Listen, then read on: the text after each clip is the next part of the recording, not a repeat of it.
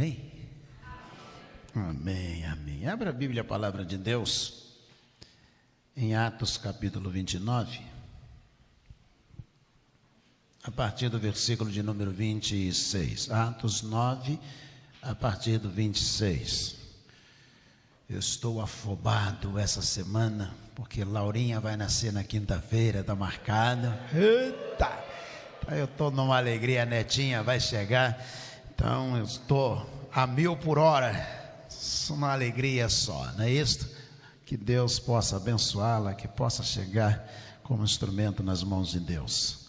Que Deus abençoe Carol, não é isso? Nesse processo todo de dar à luz a Laurinha, que seja uma grande bênção também sobre a vida dela, a manifestação de Deus. Diz assim, Atos capítulo 9, versículo 26. Quando chegou a Jerusalém, Saulo procurou juntar seus discípulos de Jesus, porém todos os discípulos tinham medo dele, não acreditando que ele fosse discípulo. Mas Barnabé, tomando-o consigo, levou-o aos apóstolos, contou-lhes como Saulo tinha visto o Senhor no caminho e que o Senhor tinha falado com ele. Também contou como em Damasco, Saulo tinha pregado ousadamente em nome de Jesus. Saulo ficou com eles em Jerusalém, entrando e saindo, pregando ousadamente em nome do Senhor Jesus. Falava e discutia com os gregos, mas eles procuravam matá-lo. Quando isso chegou ao conhecimento dos irmãos, levaram Saulo até Cesareia e dali o enviaram para Tarso. O capítulo 8 ele começa dizendo assim, lá o 8, e Saulo consentia na morte de Estevão. Naquele dia teve uma grande perseguição contra a igreja em Jerusalém. Todos, exceto os apóstolos, foram dispersos pelas regiões da Judéia e de Samaria. Alguns homens piedosos sepultaram Estevão e fizeram grande lamentação por ele. Saulo, porém, queria destruir a igreja, indo de casa em casa, arrastavam homens e mulheres, lançando-os na prisão. Vamos orar? Senhor, muito obrigado a Deus por mais um dia, ver a luz raiar, o sol bater na nossa janela, nos chamando para a vida. Obrigado a Deus pelo privilégio e oportunidade de sair de casa, chegar à casa do Senhor, cantar louvores ao teu nome. Ó Deus, muito obrigado. Pedimos agora, ó Deus, que tu venhas nos segredar aquilo que tu queres de cada um de nós, que tu te manifestes livremente, alcançando-nos, ó Deus, nesta hora. É a nossa oração em nome de Jesus, o nosso Senhor. Amém. Amém. Do 8 até o final do 9, muita coisa vai mudar. E essas coisas mudam mediante a manifestação. E essa manifestação se dá mediante a visão de cada pessoa que está, ou das pessoas que estão nesse intervalo do início do capítulo 8 até o final do capítulo 9 e consequentemente o capítulo 10, o início do capítulo 10. O que é que cada pessoa vê? O modo como a pessoa vê, isso determina o agir, o comportamento e também o resultado na vida desta pessoa. O que uns veem como oportunidade, outros veem como maldição, como problema, como dificuldade. O texto que nós lemos diz que quando Saulo, convertido, agora sendo chamado de Paulo, o nome é o mesmo, só está em aramaico ou está em grego, e ele então ele pretende se juntar aos apóstolos. E os apóstolos que estão reunidos, quando veem esse homem chegar, na visão dos apóstolos, diz que todos os apóstolos, eles ficaram com dificuldade, recalcitraram. Ficaram olhando para ele, dizendo: ele não é um discípulo, ele é uma pessoa infiltrada do judaísmo entre nós. A visão dos apóstolos a respeito de Paulo iria determinar tudo na nossa vida, tudo na história da igreja, na Escritura Sagrada, as 13 cartas que temos no Novo Testamento. Aquela visão que os apóstolos tiveram a respeito dele, se ela prevalecesse e continuasse, nós não teríamos as 13 cartas do Novo Testamento, escritas por Paulo. Nós não teríamos as 4 viagens, ou seja, o Evangelho chegar até a Ásia Menor, as 4 viagens do apóstolo Paulo. Se aquela visão dos apóstolos reunidos, quando Paulo chegou, ela se perpetuasse, teria sido um desastre para o cristianismo. A visão que nós temos e o modo como Deus está se manifestando e nós conseguimos enxergar, vai definir exatamente o que nós vamos ser e o que vai acontecer na vida de cada um de nós. Diz a Bíblia que Saulo, ele está respirando ódios contra a igreja, diz o capítulo 8. E o que é que ele consegue ver? Homens e mulheres se reunindo em nome de Jesus. E ele, por causa disso, ele está perseguindo, prendendo pessoas, levando as pessoas à prisão, por causa desse ódio que havia no seu coração. E o que é que ele está vendo? Ele está vendo pessoas servindo a Jesus, e ele, profundamente irritado, instaura uma perseguição com autorização de Anás e Caifás, os 2 sumos sacerdotes. Só que no caminho ele tem a sua visão mudada, a sua visão alterada. O que ele está vendo é um grupo de pessoas servindo a Cristo. E até ali, naquele momento, ele não consegue ver o Cristo que as pessoas estão servindo. E a pior coisa que pode acontecer na vida de alguém que quer fazer a vontade de Deus é ficar olhando para as pessoas que servem a Cristo e esquecer de olhar para o Cristo que as pessoas estão servindo. E incomodado com aquela situação, ele está avançando contra a igreja. Diz o texto do capítulo 8, ele queria destruir a igreja. Mas para esse homem mudar, Deus precisa mudar a visão dele. Porque um homem muda a partir da sua visão, daquilo que ele percebe, da sua realidade, do que está ao seu redor e daquilo que está dentro dele. Ele instaura a partir desta visão as mudanças necessárias. E o que acontece? O que é que Paulo vê? Ele vê uma igreja que ele tem que perseguir até chegar ao capítulo 9. No capítulo 9, na estrada, ele diz o texto que ele tem uma visão.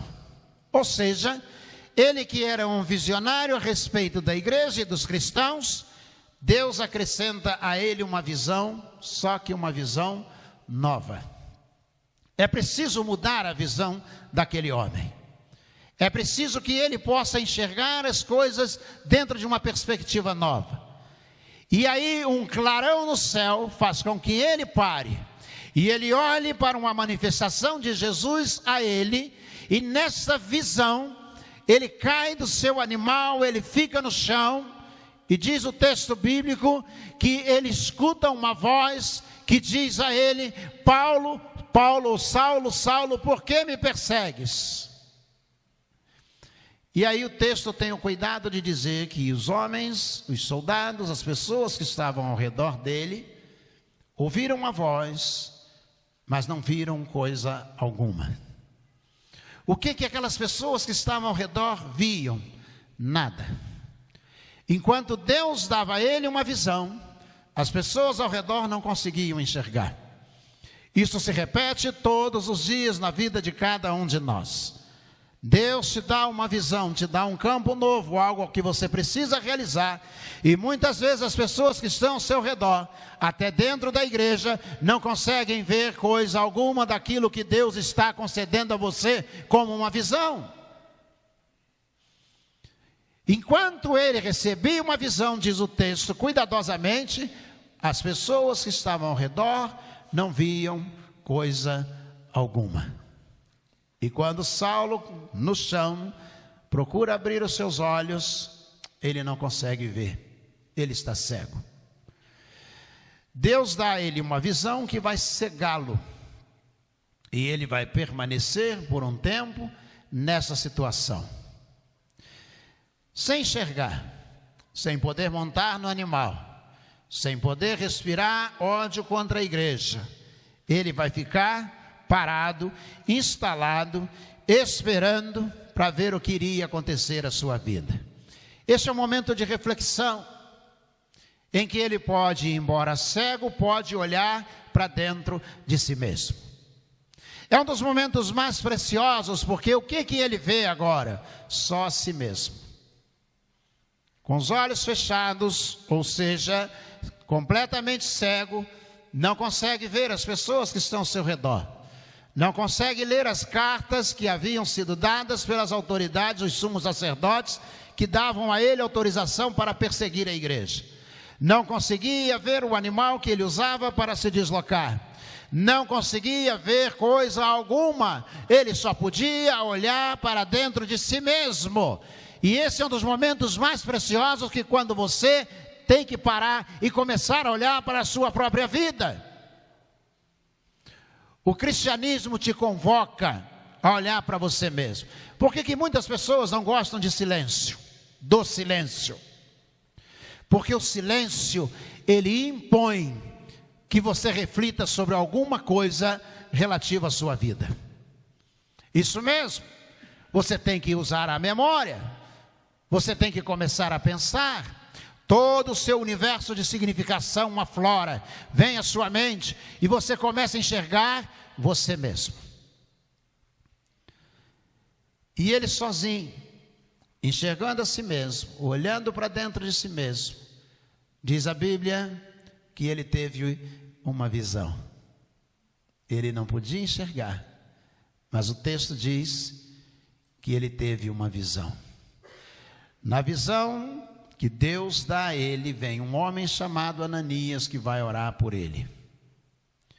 E ele está dentro de casa, cego, mas ele consegue ter uma visão em Deus. E Deus então diz a Ananias, que próximo dali estava, diz: Ananias, você vai à rua Formosa, você vai a Formosa, a rua chamada direita, lá tem um homem cego, o nome dele é Saulo. Você vai lá, que ele teve uma visão, que você vai chegar lá, você vai orar por ele. E Ananias, que nunca havia visto Saulo viu Ananias na sua visão. Mas Ananias nunca tinha visto Saulo.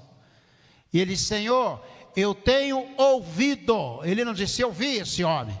Eu tenho ouvido acerca desse homem, que ele tem autorização para prender os crentes em Jesus, para arrastar as pessoas pelas ruas, e o Senhor quer que eu vá até lá.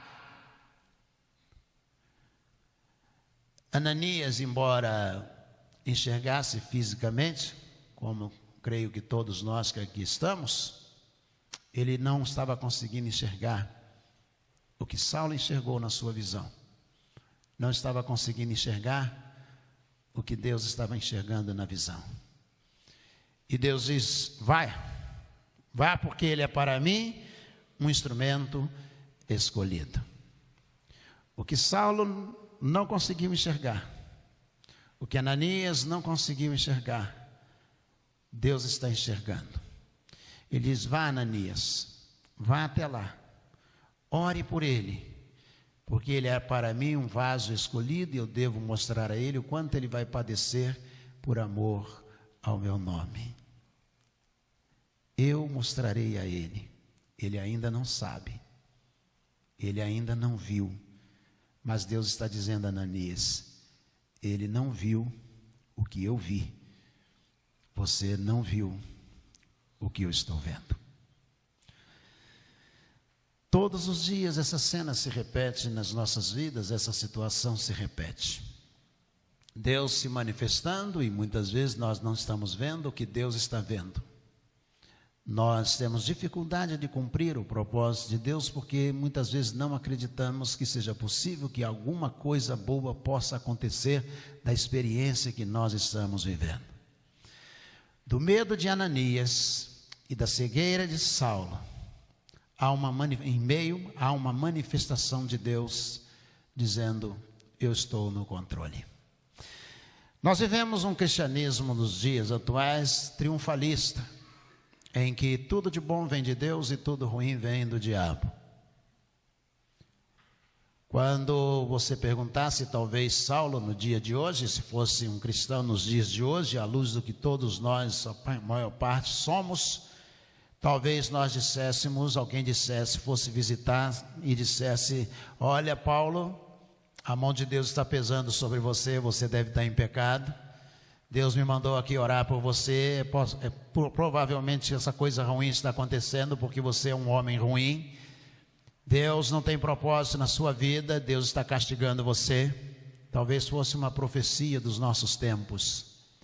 Deus não se agrada de você, nada disto. O sofrimento, a cegueira, eu diria a humilhação. Imagine você um homem todo poderoso, com carta para prender quem ele quisesse, arrastar pelas ruas do jeito que ele quisesse, e de repente esse homem está cego, diz a Bíblia, ajoelhado. Ele tinha autoridade dada por Anás e Caifás, os dois sumos sacerdotes do judaísmo, e agora, nessa situação, ele vai receber cartas de Deus, 13 cartas. Ele tinha uma ou duas cartas dadas pelos sumos sacerdotes, e agora Deus vai dar a ele 13 cartas. Cartas de Paulo aos Romanos, carta de Paulo aos Coríntios, carta de Paulo aos Gálatas, carta de Paulo aos Efésios. Deus vai dar a ele 13 cartas, não para perseguir, mas para libertar. Tudo é definido pela visão que Deus concede, o modo como Ele restaura. O grande problema desse texto é que você vai avançar no capítulo 9, e você vai encontrar tanto Paulo quanto Pedro sendo usados de modo extraordinário na presença de Deus, todos dois. A Bíblia diz que Pedro ele vai avançar, e Paulo também, mas Pedro vai até um lugar onde tem um homem chamado Enéas. Esse homem está há anos, ele está deitado, entrevado, e aí então se aproxima dele, olha para ele, ali em Lida, diz assim: Jesus pode te curar, Jesus quer te curar. É a visão do apóstolo Pedro. E esse homem é prontamente recuperado, restaurada a sua saúde, a sua integridade física, e diz que as pessoas de Lida ficam encantados, maravilhados com a presença do apóstolo Pedro e o modo como Deus está operando. E aí ele vai para Jope. E quando chega em Jope, ele encontra Tabita, uma mulher que servia ao Senhor, e ela veio a morrer. E as pessoas que estavam ali, sabendo que o apóstolo Pedro estava perto, diz o texto que colocaram essa mulher na parte de cima da casa. Diz exatamente isso. E eles colocaram Tabita, o corpo dela foi aprontado, e eles colocaram, versículo 39 do capítulo 9, colocaram na parte de cima da casa o corpo de Tabita e mandaram chamar o apóstolo Pedro. Os judeus construíam uma casa, primeiro pavimento, eles colocavam os animais à noite dentro de casa, a vaca, o boi, o carneiro, e dentro desse primeiro pavimento, embaixo tinha um degrau. Normalmente as construções são assim, você pode verificar depois com Kenneth Bailey, a obra de Kenneth Bailey. Aí tinha uns degraus, que vaca não sobe degrau. Nesse degrau tinha a parte de cima que era longa, era comprida, onde a família ficava e habitava. Ali morava a família, por isso Jesus nasceu e foi colocado numa manjedoura, mas é dentro de casa, no primeiro pavimento. Essa parte longa, comprida, ali a família vivia, e na parte de cima da casa havia um cômodo vazio. Eles colocaram Tabita ali naquele cômodo. E para que servia esse cômodo? Era lugar de adoração ao Senhor. Lugar na sua casa, na casa do povo judeu, era reservada a adoração ao Senhor. Se você voltar lá ao Velho Testamento, você vai encontrar, por exemplo, Davi, e ele está na parte de cima da casa do Palácio Real, quando ele vê Batseba se banhando do outro lado, no outro quintal. Ele está no lugar, aquele lugar é reservado para adoração, mas no lugar de adoração, Davi, olhando para Batseba, ele erra, ele peca. Olhando dali de cima, ao invés de prestar-se à adoração, ele vai ceder ao pecado. Esse é o erro de todos nós. Nós, muitas vezes, dentro do lugar de adoração, nós, ao invés de nos dedicarmos à oração, damos lugar ao pecado. E o pecado, ele toma conta. Davi tem sua família destruída, seu filho é morto, sua filha é violentada, o outro filho é morto, Absalão, vai ser morto também, vai provocar uma guerrilha contra o seu reino, tentando tomar o reino do pai, e finalmente Absalão vai morrer. Porque no lugar de adoração, a visão de Davi foi para o adultério. E a consequência veio. Mas aqui em Atos, no capítulo 9, vai encerrar dizendo que o corpo de Tabita está na parte de cima da casa, no lugar de adoração. Ela que outrora era discípulo de Jesus, se me permitirem, discípula de Jesus, ela está morta no lugar de adoração, mas ela está morta. Sem fazer juízo sobre qualquer pessoa, mas nós corremos o mesmo risco aqui na igreja. Estamos no lugar de adoração, mas estamos mortos dentro da igreja, dentro do lugar de oração. Talvez já foi um grande discípulo, mas hoje está morto. Deitado sobre a mesa dos mortos, ainda paira dentro do lugar de adoração. Quando ele chega, o versículo 39 diz: Pedro se aprontou e foi com eles. Quando chegou lá, eles o levaram ao quarto do andar superior. Todas as viúvas choravam e cercavam o apóstolo Pedro, porque a Tabita era muito amada. Ele mandou que todas as pessoas saíssem, ele entrou na parte de cima, ele subiu até a parte de cima e disse a ela: Tabita, levanta-te em nome do Senhor. A visão do apóstolo Pedro vai mudar, vai determinar o resultado na vida de Tabita. Ela abriu os olhos, sentou-se na cama, ele a tomou pela mão, colocou de pé, desceram a escada e ele apresentou as viúvas, as pessoas que estavam ali. Ela volta a viver. As pessoas se retiram, Tabita vai e Pedro volta para o andar de cima. Aí vai começar o capítulo 10. Ele está ajoelhado, orando. E lá no capítulo 10, Cornélio vai ter uma visão de que o evangelho era para todas as pessoas. Manda o mensageiro para a casa de Simão, o curtidor, onde Pedro está. Quando ele chega lá e pergunta a Simão: eu vim aqui porque o meu comandante, ele teve uma visão de que um homem que está nessa casa, ele vai até lá. Mais uma visão de Deus. E Simão curtidor diz: ele está no lugar de adoração, lá em cima.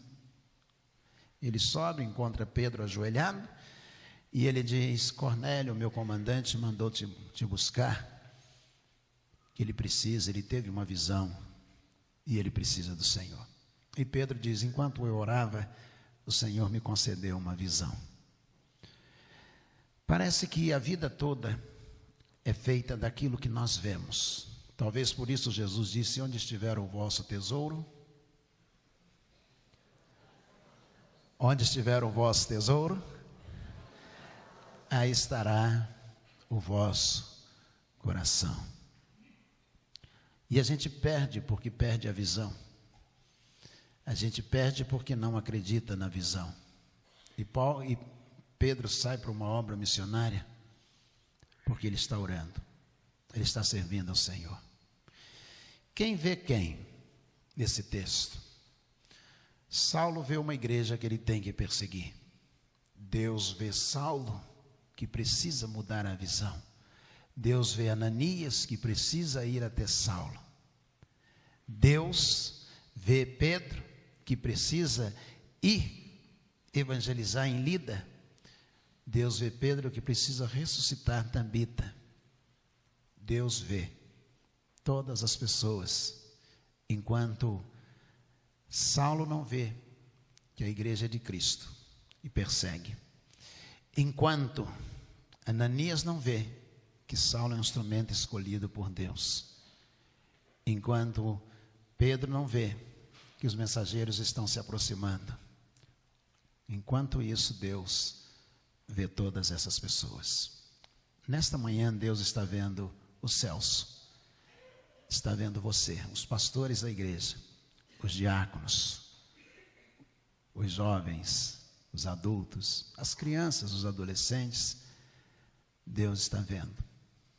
O importante é que você consiga ver o que Deus está vendo.